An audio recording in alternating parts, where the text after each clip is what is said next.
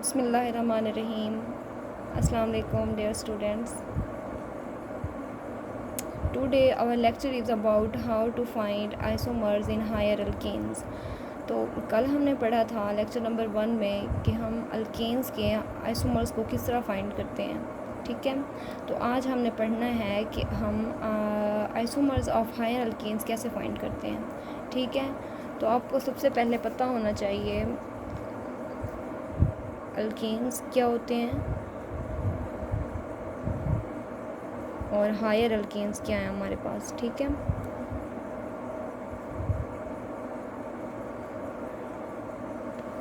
Alkanes और higher alkanes, ठीक है। आप सब लोग जानते हैं कि जो अल्केन्स होते हैं उनमें carbon to carbon single bond exist करता है, ठीक है। तो हायर अल्केन्स में भी बिल्कुल इसी तरह है, carbon to carbon single bond exist करता है, लेकिन फ़र्क ये है जो अल्केन्स होते हैं उसमें हमारे पास कार्बन नंबर जो हैं वो 1 से लेकर हम देखते हैं कार्बन नंबर 7 तक, और जो हायर अल्केन्स हैं उसमें हम देखते हैं कार्बन की जो तादाद है, नंबर है, वो ग्रेटर देन 7 होता है, ठीक है। इन दोनों में बस यही फ़र्क है अल्केन्स और हायर अल्केन्स में। कल मैंने आपको बताया था। अब अगर हम डिस्कस करते हैं कि अल्केन्स हमारे पास कौन कौन से हैं और हायर अल्केन्स कौन कौन से हैं, तो आप लोग जानते हैं कि जो अल्केन्स हैं उसमें हमारे पास आ जाता है methane, ethane, propane, butane, pentane, hexane और हेप्टेन, ठीक है। और जो हायर अल्केन्स होंगे उसमें हमारे पास मेनली हम डिस्कस करते हैं ऑक्टेन को, नोनेन को और डीकेन को, ठीक है। क्लियर है आप लोगों के पास।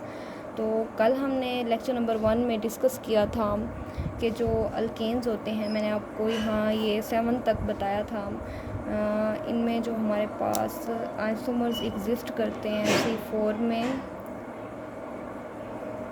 Methane, ethane, propane, butane, pentane, hexane और हेप्टेन में। ये मैंने आपको बताया था। अगर आप लोग नए हैं, आपने लेक्चर नंबर 1 नहीं देखा तो आप काइंडली देख सकते हैं उधर लेक्चर नंबर 1 में, वहाँ पर मैंने नंबर ऑफ़ आइसोमर्स बताए थे अल्केन्स के किस तरह फाइंड करते हैं, ये वाले, ठीक है। तो हमने कल क्या पढ़ा था, जो मीथेन का था नंबर ऑफ़ आइसोमर 1 थे, इथेन में भी 1 थे, प्रोमेन में 1 थे, ब्यूटेन में 2 थे, पेंटेन में 3 थे और हेक्सेन में 5 थे, और ये हेप्टेन में हमारे पास थे 9, ठीक है। और इनका जो फार्मूला हमारे पास दिया गया था, इनका जो फार्मूला हमारे पास था वो हमने डिस्कस किया था 2n-4 + 1, ठीक है। तो ये फार्मूला हमारे पास किसके लिए है, अल्केन्स के लिए। ये जो अल्केन्स कहाँ तक, कार्बन 7 तक, ठीक है। जब कार्बन की तादाद 7 तक होगी यानी कि अल्केन्स में, तो हम नंबर ऑफ़ आइसोमर्स इस फार्मूले से क्या करेंगे, डिस्कस करेंगे। समझ आ गया है, क्लियर हो गया।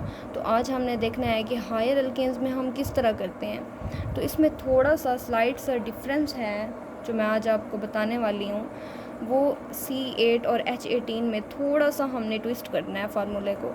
ये जो C8H18 है, इसमें जो फार्मूला यूज़ होता है वो होता है 2n-4 + 2, ठीक है।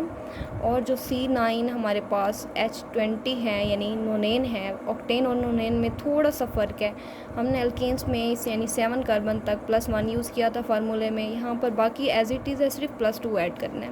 और जो C9 है उसके लिए हम यूज़ करते हैं 2n-4 + 3, ठीक है। आप लोग ज़रा करके देखते हैं हम किस तरह आता है इसका आंसर।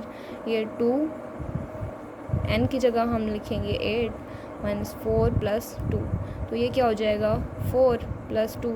अगर 2 को 4 बार मल्टीप्लाई किया जाए तो हमारे पास क्या आंसर आता है, 16 + 2, तो ये हमारे पास नंबर बन गया 18, ठीक है। नंबर ऑफ़ आइसोमर्स जो हमारे पास होते हैं ऑक्टेन में वो होते हैं 18। समझ आ गई है? क्लियर है? आगे हम देखते हैं number of isomers nonane में देखते हैं। यहाँ पर 2 एन की जगह हम क्या लिखेंगे 9 - 4 + 3। ठीक है, तो ये हमारे पास हो जाएगा 9 - 4 5 + 3 विच इक्वल टू 2 को 5 बार मल्टीप्लाई करें 32 आता है, तो ये और 7 + 3 इक्वल टू 35। ये हमारे पास आ गया नंबर ऑफ़ आइसोमर्स आ गए नॉन के। समझ आ गई है? ठीक है, ये थोड़ा सा मॉडिफाई होता है हायर अल्केन्स में एज़ कम्पेयर टू अल्केन्स। ठीक है, और C10 जो हमारे पास ये हमारे पास है डिकेन, इसमें हम एक थोड़ा सा ट्रिक यूज़ कर रहे हैं। ठीक है, उसमें है कि हम जो है इनको ऐड कर देंगे। जो फर्स्ट 9 आइसोमर्स हमने निकाले हैं इनको आप ऐड करो, ये सारे ये यहाँ तक और ये दोनों भी, इनको ऐड करो और देखो यहाँ पर आता है हमारे पास 75। नंबर ऑफ़ आइसोमर्स डिकेन के होते हैं 75।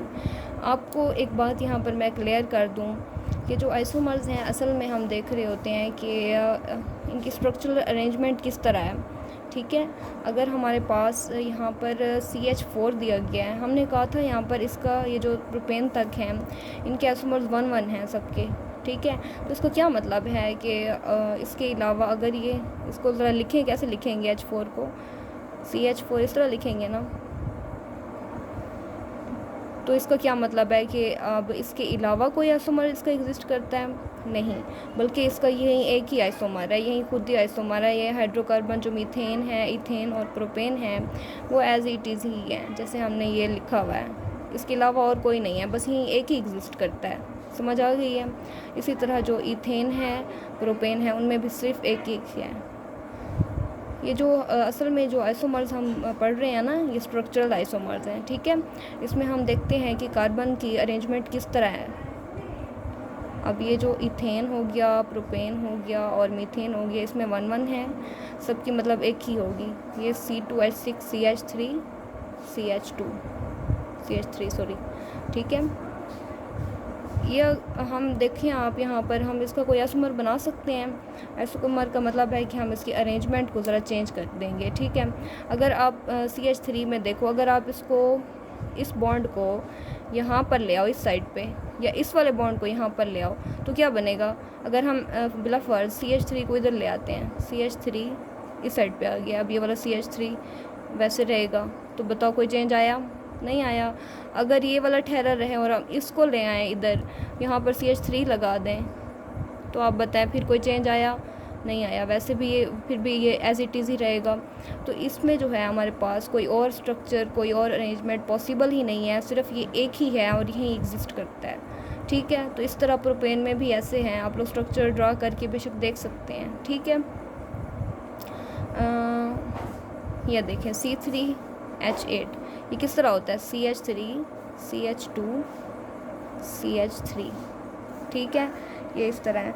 अब आप देखो, अगर हम ये वाला कार्बन इस कार्बन पे लगाते हैं, ठीक है, तो क्या हो जाएगा CH3, ये वाला इधर आ जाएगा ना ऊपर, तो ये नीचे क्या हो जाएगा CH2 या CH3। ठीक है, यहाँ 2 क्यों लगाया है? ताकि वैलेंसी कंप्लीट हो जाए। ये वाला 2 इस तरह वाला ये इधर आ गया, CH3 हो गया। अब आप वो करो, नोमेनक्लेचर आपने पढ़ी होगी एल्केन की, तो आप इसको ज़रा सेलेक्ट करो, ये 1 2 3, ये फिर भी एज इट इज़ है।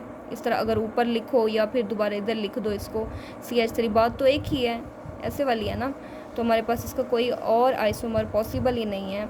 तो हम क्या लिखते हैं कि इसका ये एक है सारे। ठीक है, बस इसका यही है जो लिखा हुआ है ना हाइड्रोकार्बन का, ये एज इट इज़ है, इसका कोई और स्ट्रक्चर पॉसिबल नहीं है। ठीक है, तो आइसोमर्स हम क्या करते हैं, हम इसमें अरेंजमेंट देखते हैं कार्बन एटम्स की। समझ आ गई है? और अल्केन्स और हायर अल्केन्स का भी मैंने आपको क्लियर कर दिया है। आइसोमर्स का पता चल गया है कि हमने अरेंजमेंट देखनी होती है। असल में ये स्ट्रक्चरल आइसोमर्स हैं। ठीक है, तो हम जो मेनली डिस्कस करते हैं आइसोमर्स अल्केन्स और हायर अल्केन्स के, वो 10 तक करते हैं। ठीक है, ये आपके पास 10 तक मैंने आपको बता दिए हैं हाइड्रोकार्बन्स और आज का तकरीबन इतना मैंने बताना था आपको। ये आपका लेक्चर नंबर 2 था, और लेक्चर नंबर 1 में मैंने आपको बताया था अल्केन्स के बारे में कि किस तरह फाइंड करते हैं, और आज हमने आपको बताया है कि हायर अल्केन्स में किस तरह फाइंड करते हैं। चलें एक बार रिवाइज़ कर लेते हैं ऊपर। ये हमारे पास आज हमारा पास जो लेक्चर था वो था how to find isomers in higher alkanes, ठीक है। तो हमारे पास मैंने आपको डिफरेंस बताया है अल्केन्स और हायर अल्केन्स का।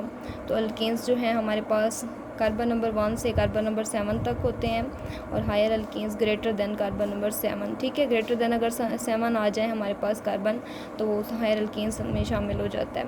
जो कार्बन नंबर 1 से कार्बन नंबर 7 तक हैं वो आप जानते हैं फ्रॉम मीथेन टू हेप्टेन, ठीक है। ये आइसोमर्स मैंने आपको लेक्चर नंबर 1 में फाइंड करना सिखाए थे, और आज जो है मैंने सिखाए हैं। थोड़ा सा फार्मूला को हमने ट्विस्ट किया है, यानी यहाँ पर 2n-4 + 1 था, तो हमने थोड़ा सा ट्विस्ट किया है इसको, ऑक्टेन में +2 कर दिया है और नोनेन में +3 कर दिया है, और डीकेन में तो हमने अपनी ही ट्रिक यूज़ की है कि हमने सबको ऐड कर दिया है। ये जो आइसोमर्स थे 1 से लेकर ये दो भी आपने शामिल करने हैं, आप इनको ऐड करके देखो इस तरह 1 + 1 + 1 + 2 + 3 + 5 + 9 प्लस ये 18 हो गया, और ये +35 हो गया। इन सब को ऐड करो तो हमारे पास आंसर क्या आता है 75। ये हमारे पास क्या होते हैं number of isomers for decane, ठीक है। तो क्लियर हो गया आपको, और बस आज का इतना था। Thank you so much, and Allah हाफिज़।